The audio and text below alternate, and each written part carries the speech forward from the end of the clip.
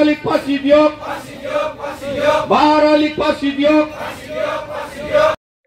আজি নিখিল বড়ো ছাত্ৰ সন্থাই কোকৰাঝাৰ বডোফা চিলড্ৰেন পাৰ্কত দুদিনীয়া ধৰ্ণা কাৰ্যসূচী তেওঁলোকে লৈছে ন্যায় প্ৰাপ্তিৰ কাৰণে। সকলোৱে আমি গম পাইছোঁ যি ঘটনা হৈ গ'ল, এই ঘটনাটো লৈ পেলাই তেওঁলোকে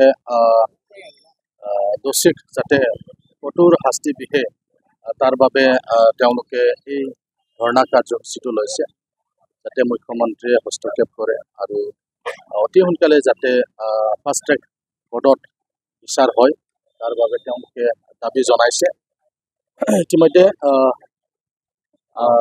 আমাৰ বিটিআৰৰ সন্মানীয় চিফ প্ৰমোদ বড়ো ডাঙৰীয়াই এই ঘটনাটো লৈ পেলাই মুখ্যমন্ত্ৰীৰ লগত তেওঁ আলোচনা কৰিছে আৰু খুব কম সময়ৰ ভিতৰতে মুখ্যমন্ত্ৰীক বিটিআৰৰ সময়ৰ চিফ ডাঙৰীয়াই লগ কৰিব। ইয়াৰ লগত অসম পুলিচৰ প্ৰধান DGP ডাঙৰীয়াকো লগ কৰিব। এই ঘটনাটো যাতে অতি সোনকালে ফাষ্ট ট্ৰেক কোৰ্টত আনি পেলাই যাতে বিচাৰ কৰে তাৰ বাবে চৰকাৰৰ ফালৰ পৰাও দাবী জনোৱা হ'ব আৰু যিসকল ক্ষতিগ্ৰস্ত পৰিয়াল তেওঁলোকক যাতে চৰকাৰীভাৱে তেওঁলোকক আৰ্থিক সাহায্য প্ৰদান কৰা হয় তাৰ বাবে বিটিআৰ চৰকাৰৰ ফালৰ পৰাও চৰকাৰক দাবী জনোৱা হ'ব। গতিকে আমি আজি এই ধৰ্ণা কাৰ্যসূচীৰ যোগেদি অসমৰ সন্মানীয় মুখ্যমন্ত্ৰী ডাঙৰীয়াক আহ্বান জনাব বিচাৰিছোঁ যে অতি সোনকালে যাতে এই যি ঘটনা হৈ গ'ল এই ঘটনা লৈ পেলাই যাতে সোনকালে ফাষ্ট ট্ৰেক কোৰ্টত বিচাৰ কৰাৰ যি ব্যৱস্থা নিখিল বড়ো ছাত্ৰ সন্থাই দাবী জনাই আছে সেইটো যাতে কৰোৱাই দিয়ে। তাৰ কাৰণে মই এজন বিধায়ক হিচাপে মই সন্মানীয় মুখ্যমন্ত্ৰী ডাঙৰীয়াক অনুৰোধ কৰিছোঁ।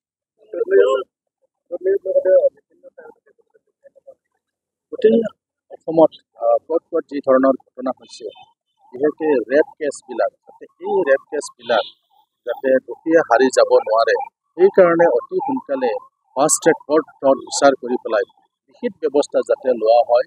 অকল ইয়াৰ ঘটনা নহয়, আগত হৈ যোৱা যিবিলাক ঘটনা আছে এই ঘটনাবিলাকৰ যাতে ফাষ্ট ট্ৰেকত আনি পেলাই যাতে বিচাৰৰ যিটো প্ৰক্ৰিয়া এই প্ৰক্ৰিয়াটো যাতে কৰে। নহ'লে আমি বহু কেছ দেখি আহিছোঁ যে পলম হৈ যায়, ইভিডেন্সবিলাক নাথাকে, নষ্ট হৈ যায়, যাৰ কাৰণে দোষীক আমি উচিত ধৰণৰ শাস্তি প্ৰদান কৰাত কেতিয়াবা কেতিয়াবা ব্যৰ্থ হোৱাটো দেখিবলৈ পাইছোঁ। গতিকে এই ধৰণৰ যি কেছ আছে এই কেছবিলাক যাতে ফাষ্ট ট্ৰেক কোৰ্টত আনি পেলাই বিচাৰ কৰি যাতে উপযুক্ত শাস্তি আইনভাৱে শাস্তি দিয়া হয় তাৰ কাৰণে ব্যৱস্থা কৰিবলৈ মই দাবী জনাইছোঁ।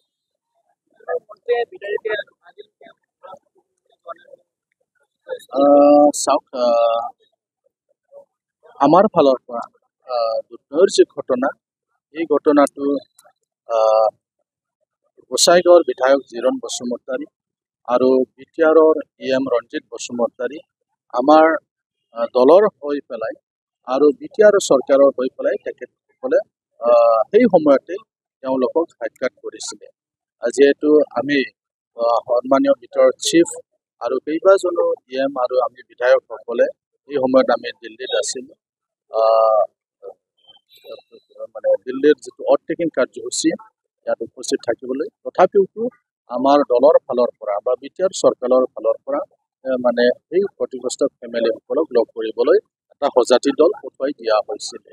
অসম চৰকাৰৰ পৰাও খবৰ লৈ আছে আৰু সেইকাৰণে আমি দাবী জনাইছোঁ যে অতি সোনকালে যাতে অসম চৰকাৰৰ ফালৰ পৰা ব্যৱস্থা লোৱা হয় তাৰ বাবে দলীয়ভাৱে আৰু বিটিআৰ চৰকাৰৰ ফালৰ পৰাও অতি সোনকালে মুখ্যমন্ত্ৰীক লগ কৰাৰ কাৰণে এটা সজাতি দল লগ কৰাৰ কাৰণে এটা সিদ্ধান্ত লৈছে। ইতিমধ্যে আলোচনাও চলি আছে মুখ্যমন্ত্ৰীৰ লগত, কিন্তু তেওঁক আমি লগ কৰি পেলাই আমি এইখিনি ব্যৱস্থা যাতে সোনকালে কৰে তাৰ কাৰণে আমি দাবী জনাব বিচাৰিছোঁ।